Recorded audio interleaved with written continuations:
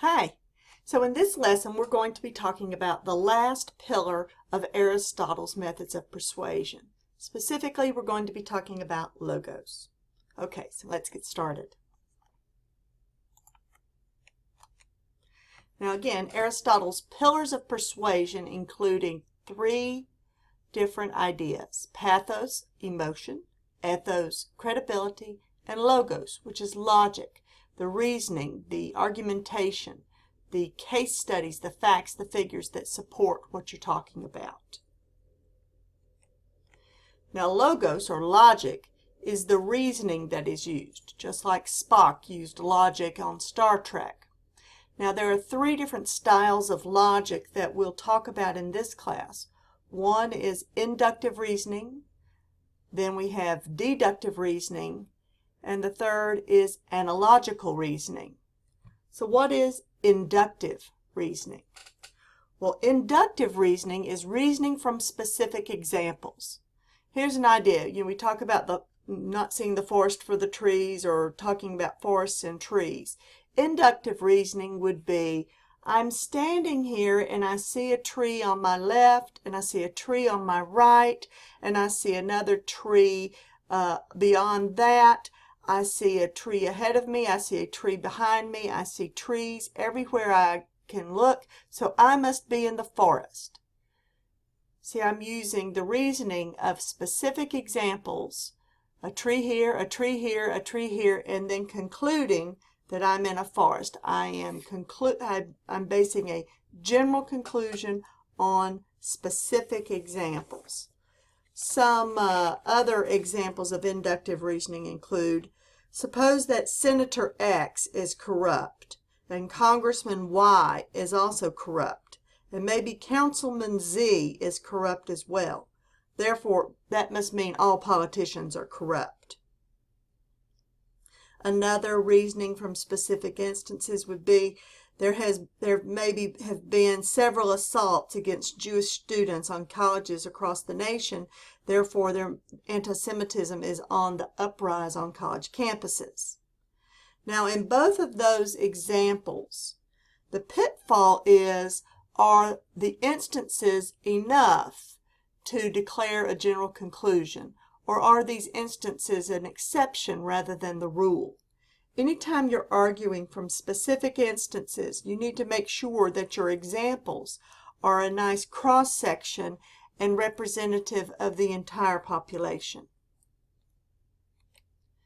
Now, the next type of logic is deductive reasoning.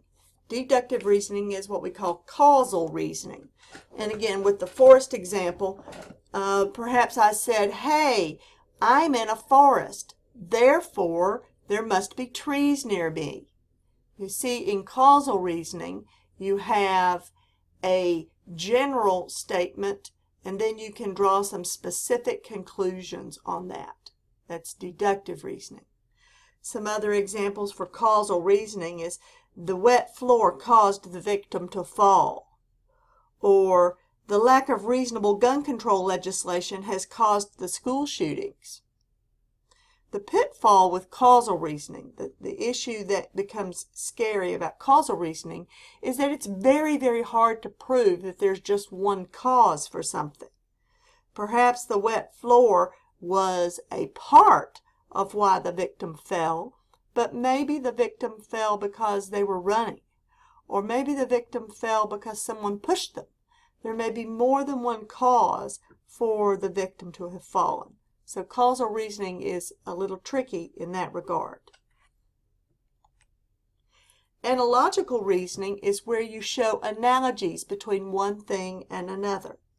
Here's an example.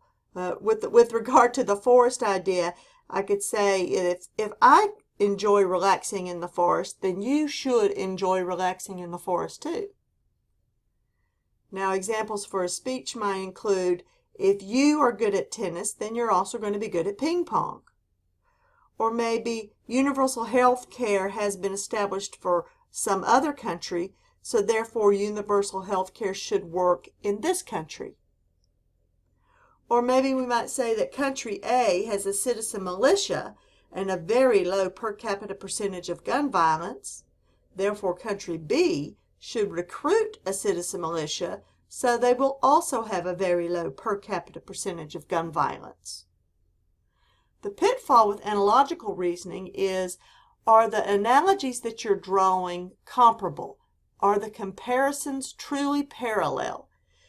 Is the skill set to be good at tennis the same as the skill set you would need to be good at ping pong?